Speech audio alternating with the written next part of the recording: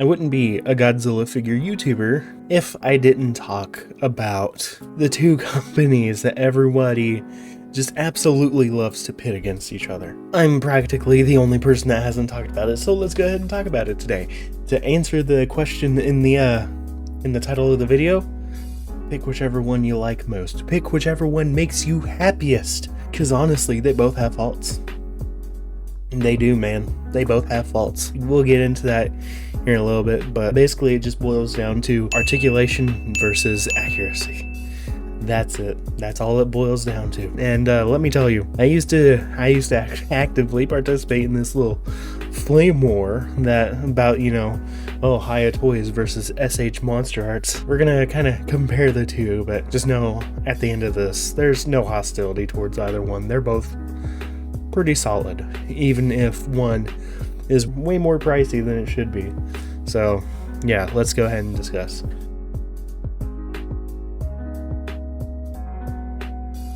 So the first thing I'm going to discuss is the packaging.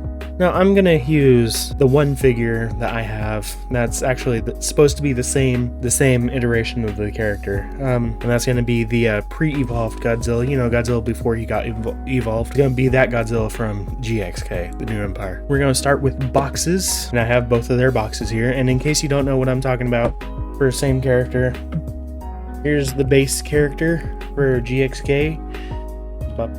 Look at him. And then I'm pretty sure I couldn't find a base character, like a base Godzilla for MonsterArts, but here you go.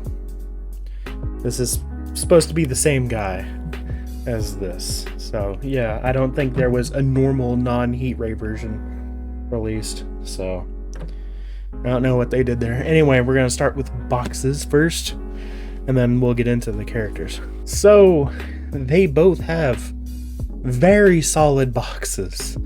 I love the box design for both. One is obviously much smaller than the other one.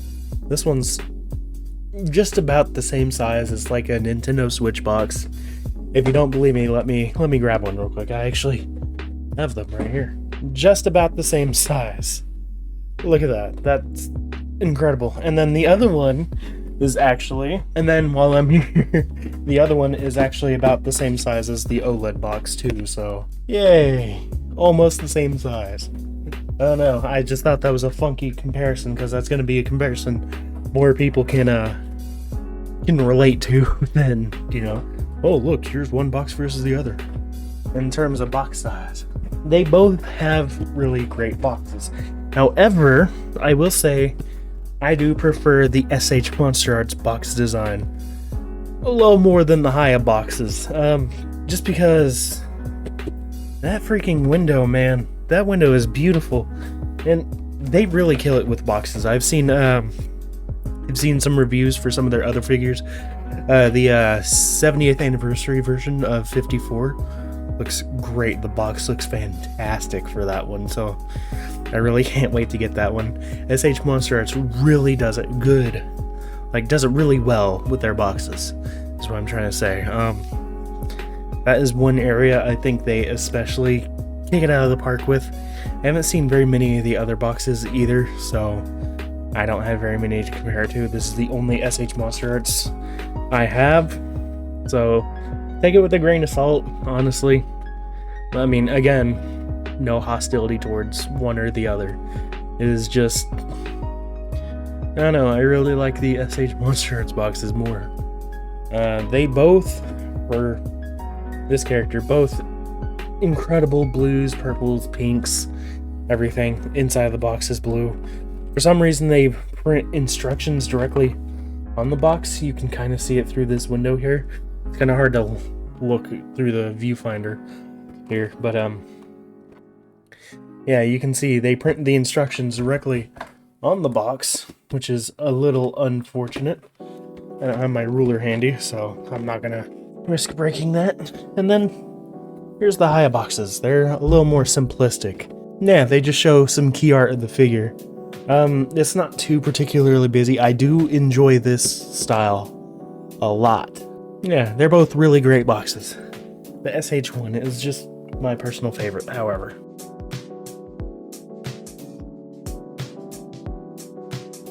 Alright, moving on to figures. Now, this is a key point of contention for the biggest part of the fan base, is these guys are inaccurate. That's it. Actually, I take that back. Ah, I should not be able to remove the tail by giving it a slight tug. That is an issue. The tail does just pop off when I'm trying to pose them, and it does get very annoying. It gets super annoying having to reattach this thing, because in case you weren't aware, Godzilla's dorsal fins and spines that run all along the length of his tail are sharp as all get out. They've really hurt. So yes, accuracy aside, I think this is a bigger issue. The fact that there's quality control issues with all of the SH MonsterArts figures. It's a total lottery on how good yours will be, because I know there's reports that figures don't fall apart. Like, people will say, oh, well, mine are completely fine. Mine don't fall apart. It must be yours. You must be lying. No, like, for some reason, SH fans, the fanboys out there, not all of them, the stands for SH MonsterArts, they'll defend SH through the teeth, man. They will look at the, just look, I'm doing that as far as I can without it just popping off. And they'll see that and go, yours is defective, dude. And like, it gets so annoying. It gets so annoying seeing these people defend this. Like, there is quality control issues with SH MonsterArts, whether it's paint applications, weird joint tolerances. Thankfully, this thing is buttery smooth all throughout. Well, when the tail doesn't pop off, honestly, if I wanted to, I could hold it by the base of the tail and then pose it, and then the tail doesn't pop off, so, that's fine. But, like, everything on this thing is just so goddamn smooth. I think that's the majority of the figures. Not all of them have joint tolerance issues. They feel great to pose. They feel great to play with. They pose really freaking well, thanks to most of these having, like, double joints, like this elbow here.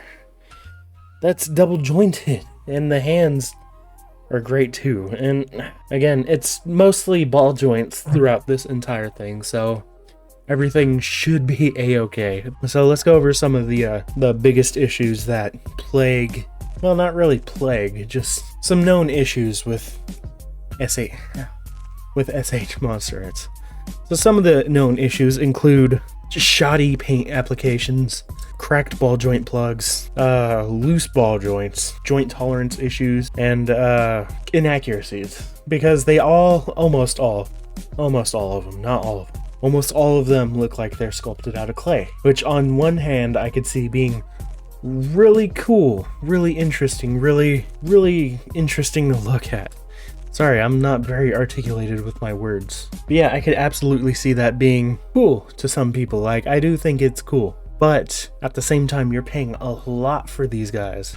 So I kind of would rather it, this look like this guy, where he's fat, he's stoic, he's heavy. And that's one thing Hiya Toys has by far over SH MonsterArts. This thing looks nothing like what he's supposed to. This is how he's supposed to look.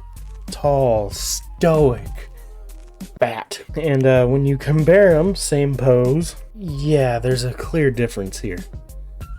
Like, I'm not going to talk about the base color of the paint. Like, that is what it is when it comes to that. Because, I mean, there's all kinds of different depictions of them, but I'm going to take Hiya's interpretation over that one anyway. The black Godzilla doesn't bother me too much. I mean, I have the black Playmates over there, the pre-evolved, and that one's perfectly fine to me, but this is my preference. Dark gray brown with, like, dusting a color all over them. Like, not color, what am I trying to say? Like a light gray paint just touched in all over the place, and it looks so incredibly good on this thing. I did reviews on both of these, by the way, so check the description for reviews on both. Also, all over my channel, I got like 20 something reviews. I got a lot, and there's a lot more coming too. I'm just making this discussion because I wanted to put in my 2 cents because it's free. Even though this guy is super accurate, those abilities not the greatest. That's the most I can comfortably get his tail to bend. Curl. To get his tail to curl. And then let's see how deep of a bend, without breaking him, I can get this guy to. Hey, that's a pretty good bend. So yes, this guy, with a bit of cheating it looks like, can do a slightly tighter tail. I know I'm not doing the greatest representation of it, but these guys ain't the best posed. He can't look straight up.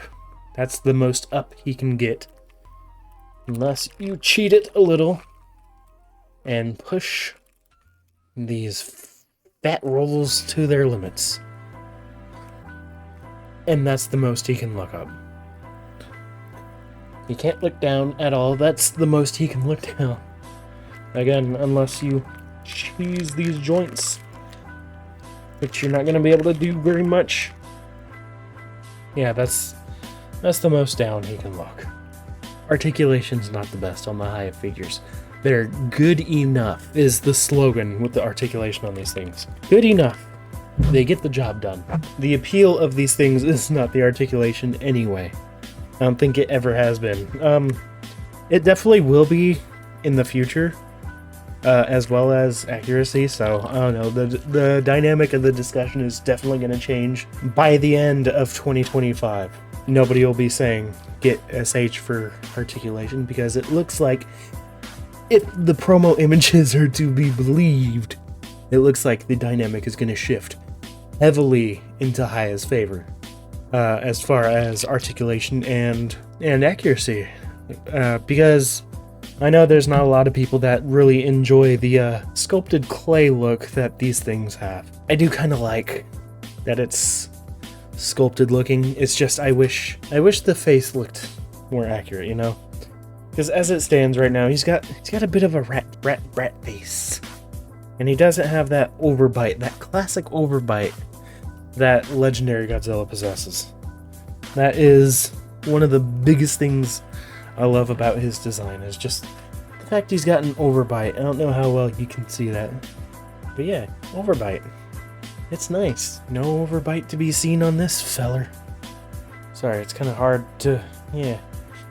Mouth is pretty even. I don't know, man. I did a kind of critical deep dive on my own for both of them, and yeah, just basically concluded that they're both awesome.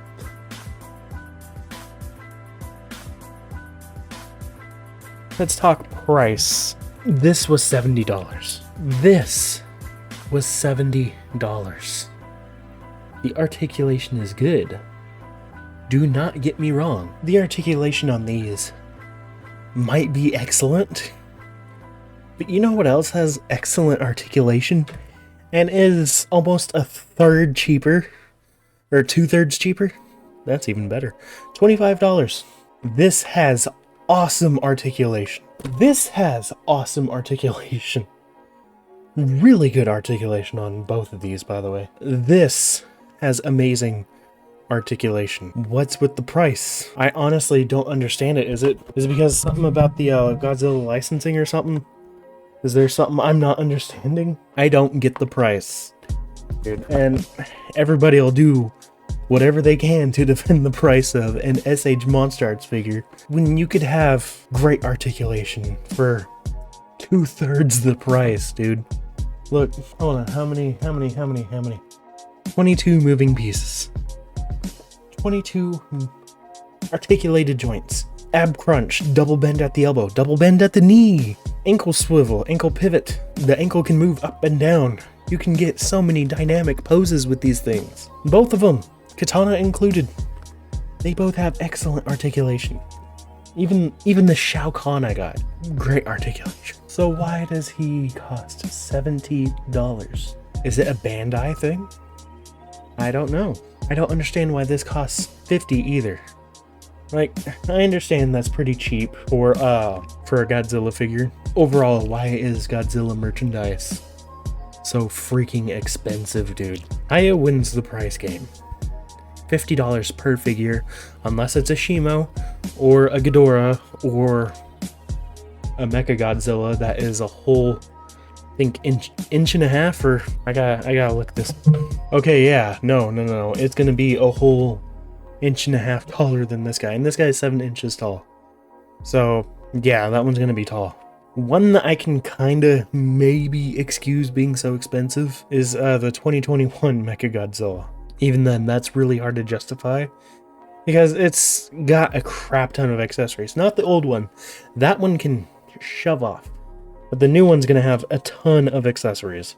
6 thrusters, 6 thruster effect parts, proton scream effect piece, and 2 like punchy effect parts, and a stand for the proton scream. And also it's gonna be painted good, but the price could stand to be a little lower.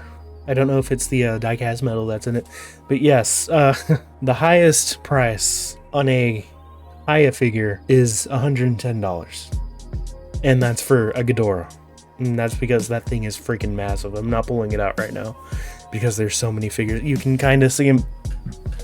You can kind of see him right there. You see his gravity beams poking out. It's hard to do this. I don't know how people do it for a living. Hiya is better in the terms of price.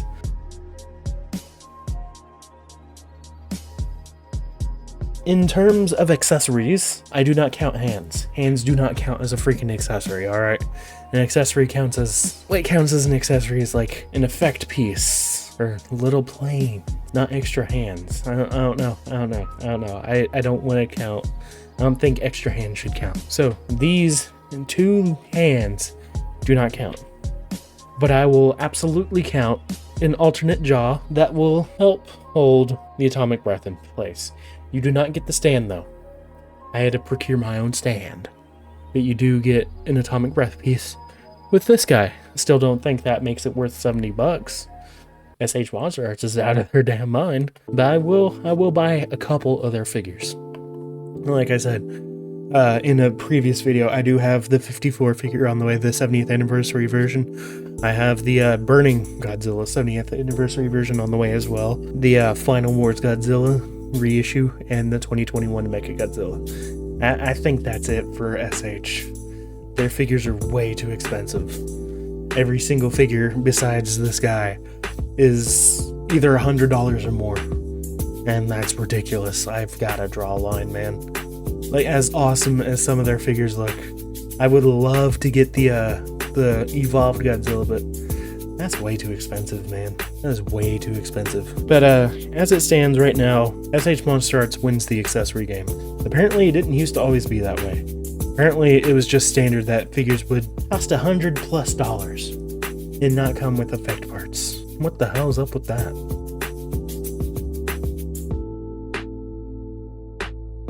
At the end of the day, accuracy, articulation, whichever one you like more, whichever one you champion more, whichever one's more important to you. Hiya for accuracy, SH for articulation.